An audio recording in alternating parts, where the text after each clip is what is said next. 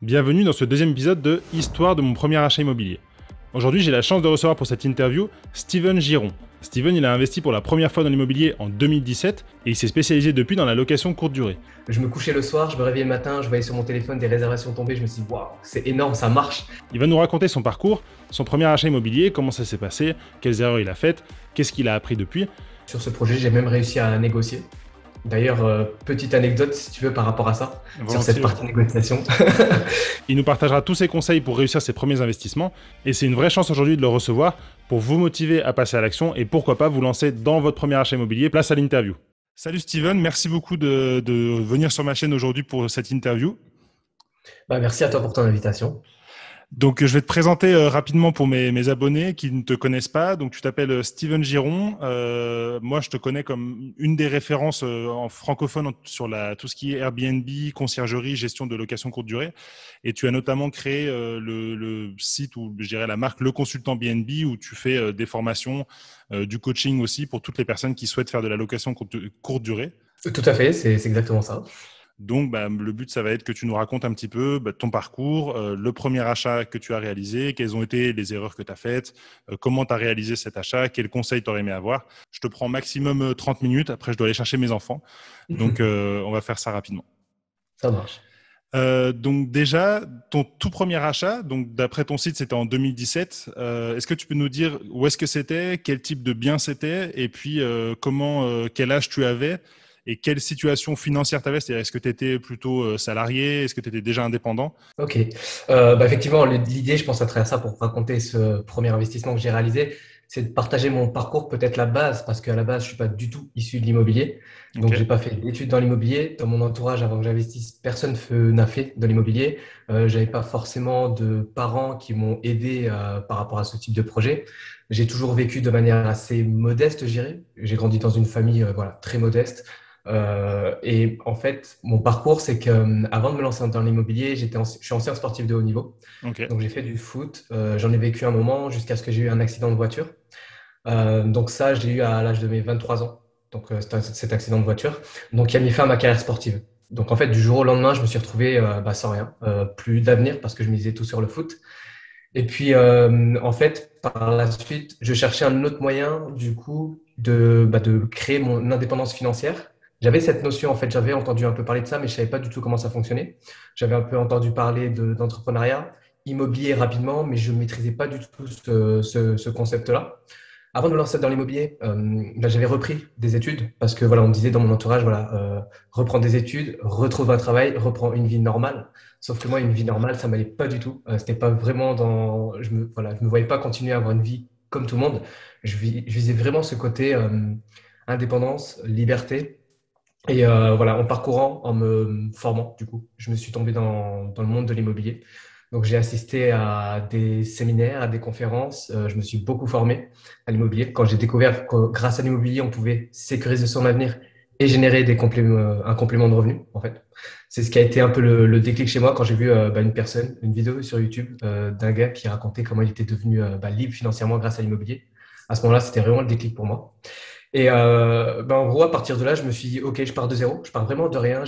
Parce qu'à la suite de cet accident, j'étais retourné habiter chez ma mère avec mes trois autres frères. Ma mère, elle avait son seul salaire de femme de ménage pour nous élever les trois. Ok. Moi, je n'avais pas vraiment de source de revenus ni rien. Donc vraiment, je démarrais, j'étais au RSA parce qu'après le foot, j'avais plus de revenus, donc plus rien. Et à partir de là, je me suis dit, OK, j'ai plus rien à perdre. Donc je me lance dans ce projet d'investir dans l'immobilier le plus rapidement possible.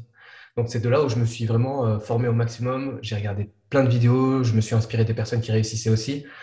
J'ai trouvé un CDI, même deux.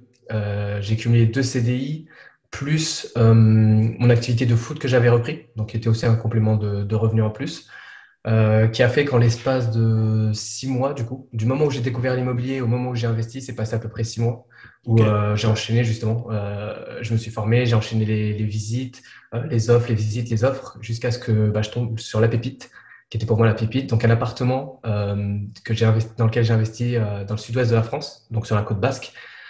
Un appartement, 58 mètres carrés, et j'ai décidé de le diviser en deux. Et ce choix de division en deux de cet appartement, c'est vraiment que je cherchais à l'optimiser. Donc déjà, j'avais fait une bonne affaire sur ce type de bien. Donc, si je peux partager des chiffres si tu veux Ouais, sur volontiers, ouais. sur le montant. Ouais.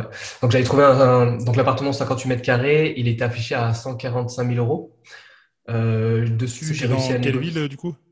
Alors, sur Anglette, c'est Anglette, entre ok. Bayonne et Biarritz. Donc, j'ai investi dans ce secteur-là, sachant que c'est un secteur où voilà, le prix de l'immobilier est assez élevé, que c'est assez dense, il y a beaucoup de demandes.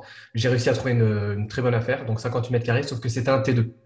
Donc T2, 58 mètres carrés, pour moi, il y avait potentiellement matière à l'optimiser. Donc Mhm. c'est de là où je suis parti sur le projet de le diviser en deux pour pouvoir l'exploiter à son plein potentiel. Donc j'ai divisé en un appartement de 34 mètres carrés avec un autre appartement de 20 mètres carrés dans lequel je suis justement actuellement, un petit studio avec un sas commun.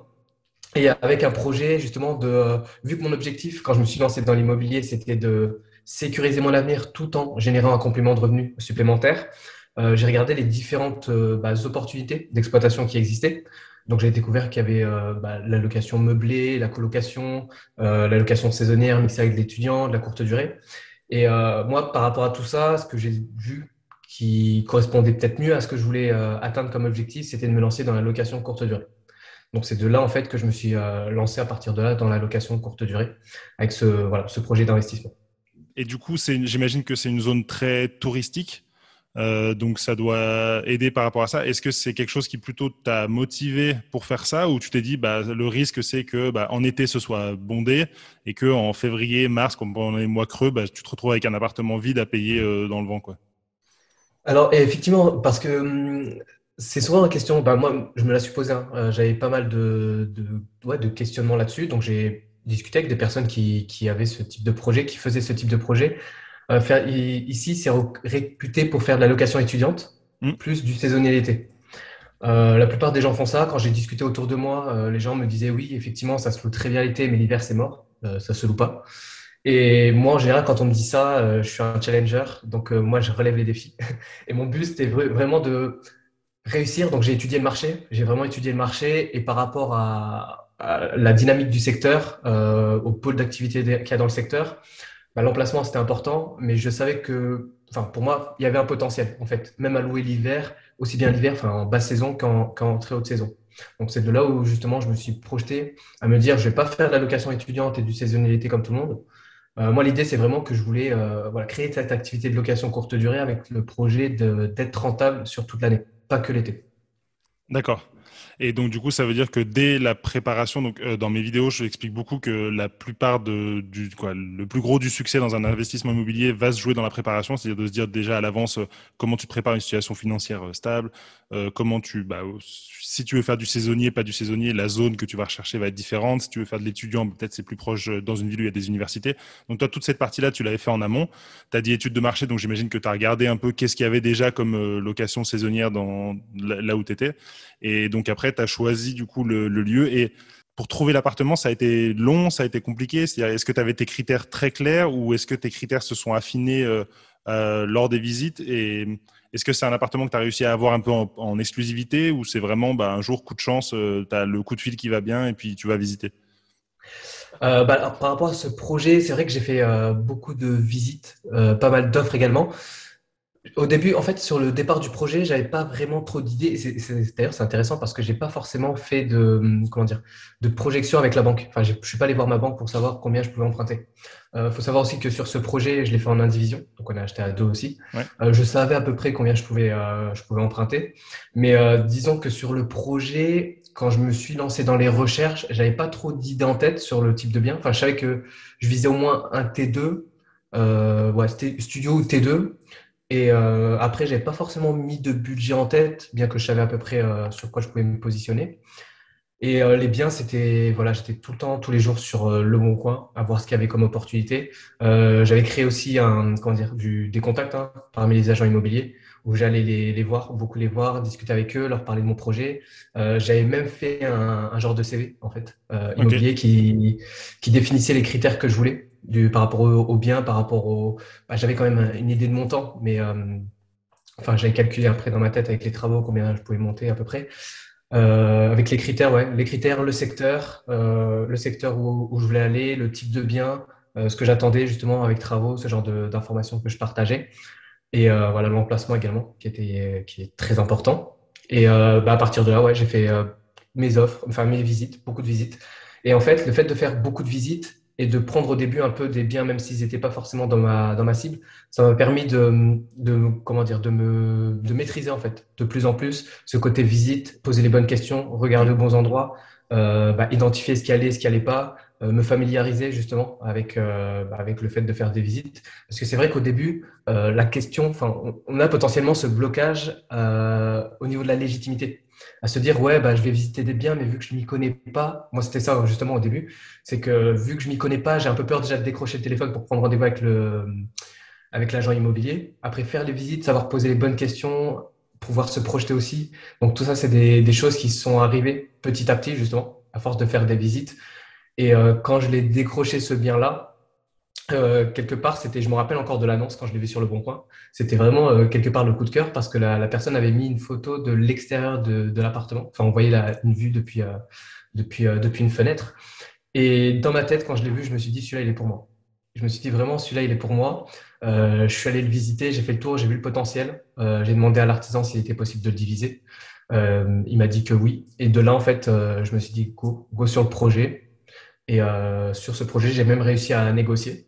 D'ailleurs, petite anecdote, si tu veux, par rapport à ça, sur cette Volontiers, ouais. partie négociation, c'est que le bien, comme je t'ai dit, donc c'est un 50 mètres carrés, chose que j'ai pas dit, 50 mètres carrés, deux places de parking, un garage. Ok.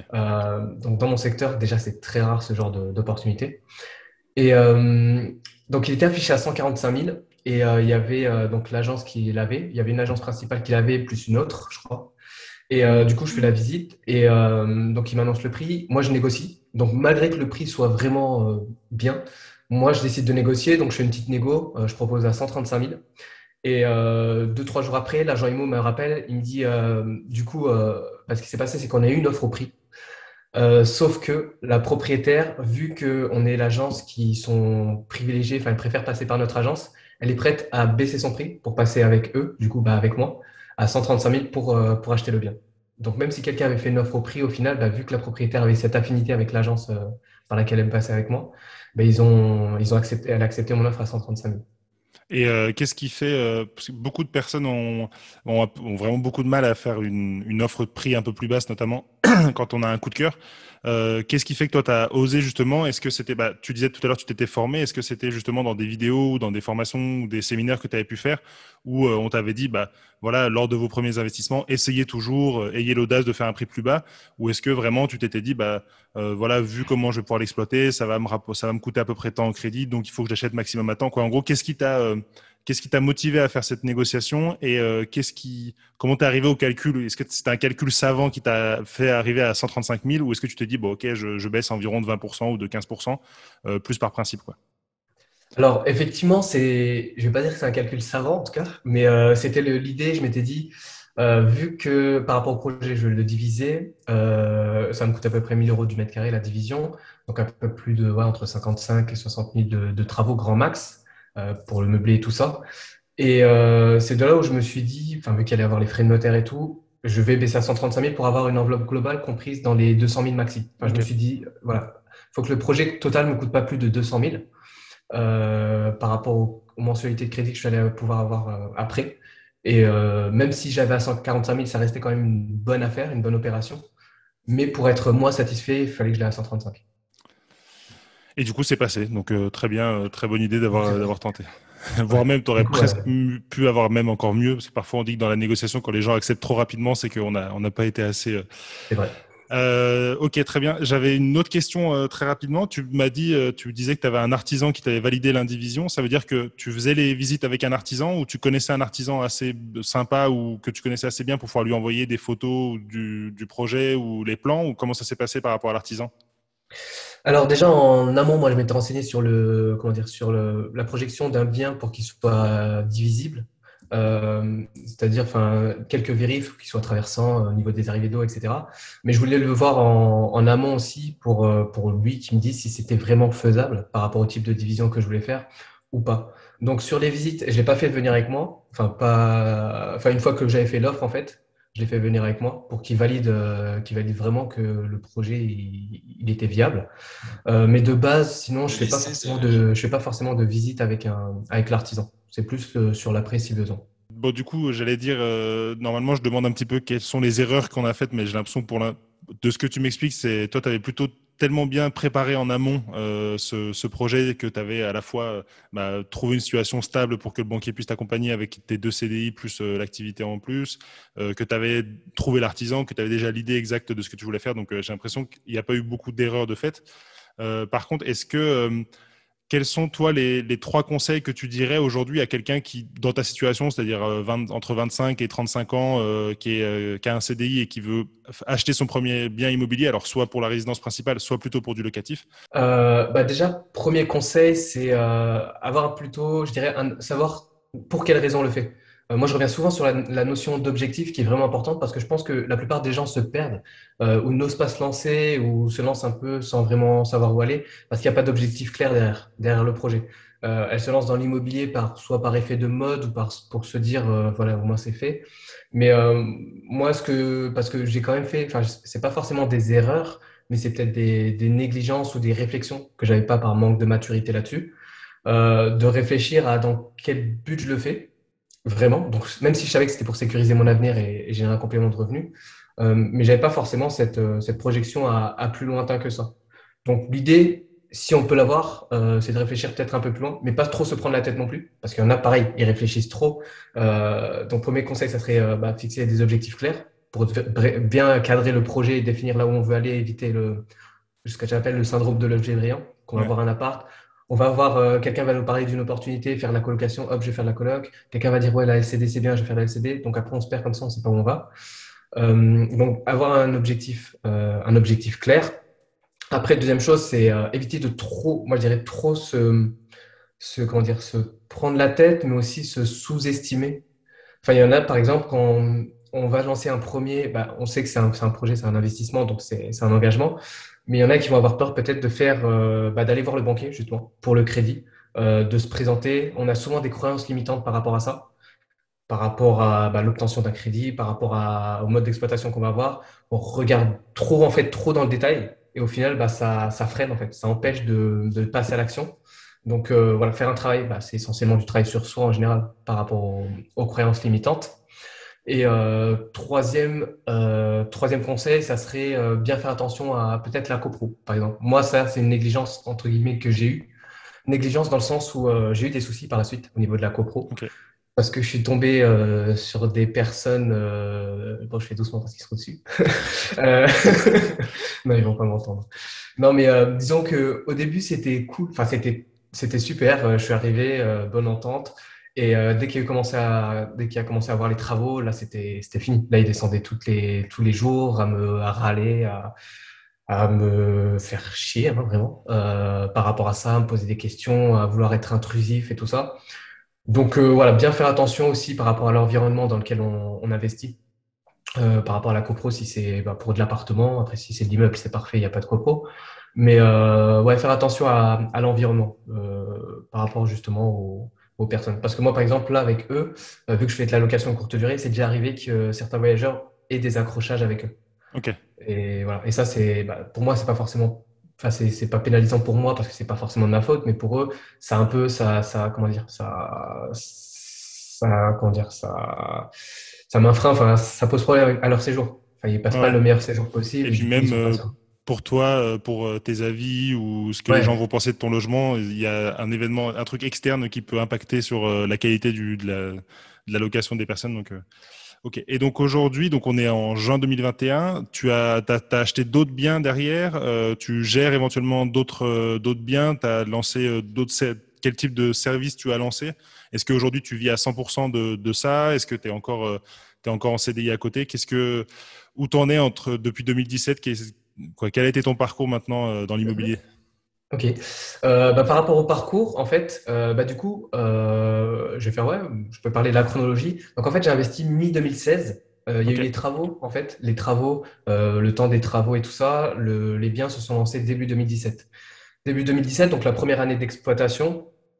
Déjà, ce qui était impressionnant pour moi, c'était fou, c'est quand je voyais justement les premières réservations tomber. Je me couchais le soir, je me réveillais le matin, je voyais sur mon téléphone des réservations tomber, je me suis dit, waouh, c'est énorme, ça marche. Je me suis dit, pour moi, c'est le plus grand kiff quand on voit ça. Je pense que c'est encore plus puissant que d'avoir un locataire en fait qui est là à l'année, parce que c'est que tous les jours, au début, j'avais des notifications, des revenus qui tombaient. Et là, je me suis dit, waouh, c'est jackpot, jamais vu ça de ma vie, c'est énorme. Donc ça, c'était le premier constat, donc les premiers revenus qui tombent. Donc là, c'était l'euphorie dans ma tête. Et donc, je suis à bilan à la fin de cette première année, donc première année d'exploitation. Dans l'ensemble, j'ai eu des résultats satisfaisants, enfin même encourageants, parce que j'ai affiché un taux de remplissage supérieur à 80% sur l'année. Ok. Et seul bémol, c'est que j'y passais beaucoup de temps sur la gestion. Donc tout ce qui était envoi de messages aux voyageurs, c'était gestion des différentes plateformes, c'était le ménage, la logistique, tout ça. Ça me prenait beaucoup de temps et c'était un problème pour moi parce que je voulais pas du tout que ça me crée un second job. Parce Donc, que du coup, on l'a pas précisé, on en a parlé juste avant, mais tu habites pas loin de tes logements, quoi. Vu que tu y es là, c'est des logements que tu as achetés pas trop loin de là où tu habitais, donc tu peux gérer ça en direct, toi, tout ce qui est ménage, réception, donner les clés, tout ça, c'est toi qui peux gérer. à la base, c'était ça. À Ok. la base, justement, pour moi aussi maîtriser, au tout début, c'était de pouvoir être à proximité pour pouvoir intervenir si besoin. Mais par la suite, j'ai vite compris que le but, c'était vraiment d'automatiser et déléguer Ouais, pour ok. éviter que ça soit justement un second job et une source constante de charge mentale, le fait d'avoir les locations en courte durée. Donc, première année, voilà, ça se passe à peu près bien, sauf que je me rends compte justement que j'ai fait pas mal d'erreurs qui m'ont coûté pas mal d'argent, justement, et du temps. Donc, à la fin de cette première année, justement, en faisant le bilan complet, l'analyse complète de cette année qui venait de passer, je fais ce constat et à partir de là, je décide vraiment d'optimiser mes biens. Donc, je revois toute la partie décoration, équipement, les services que je mettais en place. Je refais un point sur ma stratégie de commercialisation, de marketing. Je me forme pas mal aussi. Je me forme encore plus sur tout ce qui est stratégie de revenu management, donc tout ce qui est en rapport avec la stratégie tarifaire. Je mets en place des outils aussi pour optimiser la gestion de mes biens. Donc, je mets en place un channel manager. Après, je sais pas si, ouais, enfin, un channel manager, pour ceux qui savent pas ce que c'est l'outil qui permet de centraliser la gestion de ses biens. Donc, par exemple, on est présent sur Airbnb, Booking et d'autres plateformes. Le fait d'utiliser un channel manager, ça permet de centraliser l'ensemble de la gestion de ses biens. Donc, synchroniser les calendriers, les prix, l'envoi de messages, ce genre de choses. Donc, je mets tout ça en place. Je mets en place une équipe logistique, un prestataire de service aussi pour me déléguer de la partie ménage. Et là, la deuxième année se lance et c'est l'explosion. Donc, la deuxième année, donc 2018, explosion des résultats. Donc, je fais un bilan fin d'année. J'augmente mes revenus de plus de 40%. Donc, je passe de 33 000 à 46 000 euros de revenus sur la Donc, deuxième tu année. avais augmenté tes tarifs à la nuit, c'est ça? C'est Et ça. en augmentant tes services, tu avais augmenté tes tarifs et en plus, tu avais délégué toute une partie. Donc, certes, tu avais un peu plus de coûts, mais par contre, ça te libérait du temps et de la charge, quoi. Exactement. C'était le Ok. but. C'était que ça me libère du temps et de la charge. Mais j'ai cherché aussi à, parallèlement, augmenter mes revenus pour pas que ça ait d'impact à ce niveau-là. Et du coup, ouais, plus 40% de revenus. Et je suis passé de 15 heures par semaine, à peu près entre 12 et 15 heures, j'ai passé à moins de 30 minutes par semaine sur la Ok. gestion. Donc, quand je dis 30 minutes, c'est vraiment le côté où mon rôle à ce moment-là, c'était d'analyser un peu ce qui se passait sur le marché, c'était revoir un peu mes tarifs, revoir un peu, travailler mon offre. Ponctuellement, j'envoyais des messages aux voyageurs, mais c'était assez rare parce que Ok. le système était vraiment automatisé. Et en fait, à cette année 2018, c'était vraiment cette phase de transition parce que mi-2018, j'ai quitté mon CDI à ce moment-là. Je me suis dit, je me lance. Enfin, c'était issu d'une promesse que je m'étais faite. C'était qu'à mes 30 ans, je vive d'une activité qui me plaît. Et mi-2018, j'ai décidé de quitter mon CDI. À ce moment-là, j'avais vraiment rien en fait. J'avais pas j'avais pas comment dire, d'activité. J'avais pas lancé d'activité à côté, mais je savais que je voulais lancer quelque chose. Donc, c'est à partir de là également, quelques mois plus tard, que je me suis lancé dans l'entrepreneuriat, que j'ai commencé à accompagner des personnes justement sur la partie location courte durée. Parce qu'à la fin de cette année 2018, du coup, en faisant ce bilan, j'ai pris conscience que j'avais mis en place un modèle, un écosystème qui marchait, qui était efficace, qui avait fait ses preuves. Et à partir de là, il y a d'autres investisseurs justement qui sont venus me voir pour me demander de mettre la même chose en place pour eux. Et c'est comme ça, en fait, que petit à petit, j'ai développé mon activité, que j'ai fait du conseil auprès de ces personnes-là, que je les ai aidés à mettre en place aussi leur système automatisé pour qu'ils aient plus de temps et de liberté, tout simplement.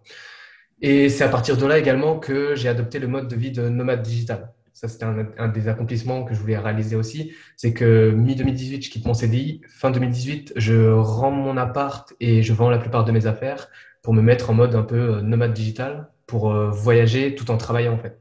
Ça, Ok. c'était vraiment mon but ultime, c'était de pouvoir bah, sécuriser mon avenir, donc grâce à l'IMO, avoir un complément de revenu. Parce que là, aujourd'hui, je ne vis pas que de l'IMO. Moi, c'est plus, j'ai plus la fibre entrepreneuriale. L'IMO, c'est pour plus patrimonial, sécuriser l'avenir et complément de revenu. Et pour éviter justement de tomber dans la situation dans laquelle j'étais après mon accident de voiture. Et du coup, ouais, donc à partir de là, donc j'accompagne des propriétaires, des investisseurs dans l'optimisation de leurs biens. Et je voyage tout 2019, j'ai voyagé à travers le monde. Je rencontrais des personnes inspirantes. Ça, c'était vraiment mon plus grand kiff. Et c'est de là aussi que j'ai été de plus en plus sollicité pour intervenir sur tout ce qui était en rapport avec la location courte durée, l'automatisation, la commercialisation. Jusqu'à ce qu'on arrive en 2020, parce que tu m'as demandé si j'ai réinvesti depuis. Et en fait, début 2020, pareil, moi, dans ma réflexion d'évolution, je réfléchis toujours en termes de plan d'action et de stratégie.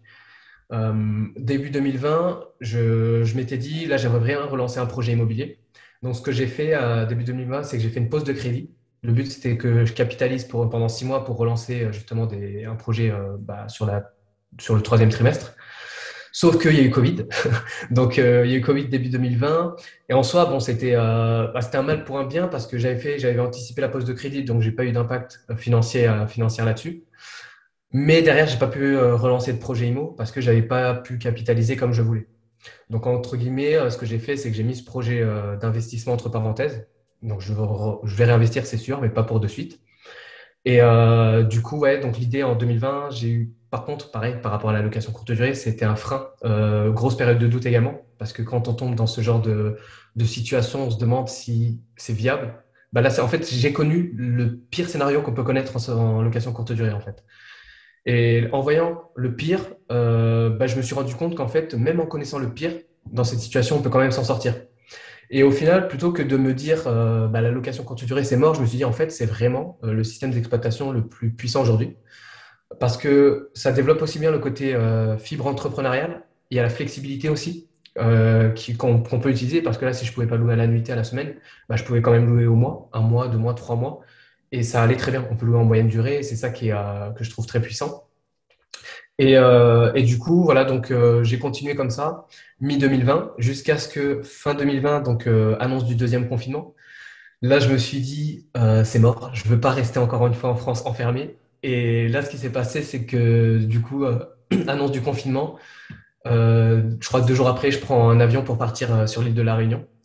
Donc à la base, quand il y a eu l'annonce du second confinement, je me suis dit, je reste pas en France, je pars, je sais pas, ça sera durée indéterminée. Il me fallait un secteur où il y avait du soleil, parce que je voulais pas passer l'hiver en France enfermé. Et à la base, je voulais partir dans un pays d'Europe. C'était déjà prévu que je parte dans un pays d'Europe, mais vu que tout était fermé, j'ai dit, voilà, Réunion, c'était la seule destination qui restait. Et du coup, je me suis posé là-bas pendant 2 mois, 2 mois au final, avant de revenir ici, revenir sur la côte avec des nouveaux projets en tête. Parce qu'en fait, ce qui s'est passé à la fin de cette année 2020, justement, c'est que je me suis rendu compte que tous les projets, enfin les projets, l'objectif que je m'étais fixé 6 7 ans auparavant, le rêve que je projetais, je venais de le réaliser en fait. C'est que je me suis rendu compte qu'à la fin de cette année 2020, j'avais réussi à sécuriser mon avenir, générer un complément de revenu, lancer une activité entrepreneuriale autour d'une activité, un business qui me plaît, donc tout ce qui est accompagner les personnes justement sur le côté location courte durée, pouvoir les aider à créer leur vie sur mesure. Ça, c'était vraiment un kiff de le faire à distance, tout en voyageant, rencontrer également des personnes aspirantes et vivre aussi dans un pays, enfin dans un pays. Là, c'était un endroit paradisiaque parce que la Réunion, moi, c'était le coup de cœur. Je connaissais pas ce secteur. J'avais réussi à avoir un appartement vue mer comme je le rêvais en fait.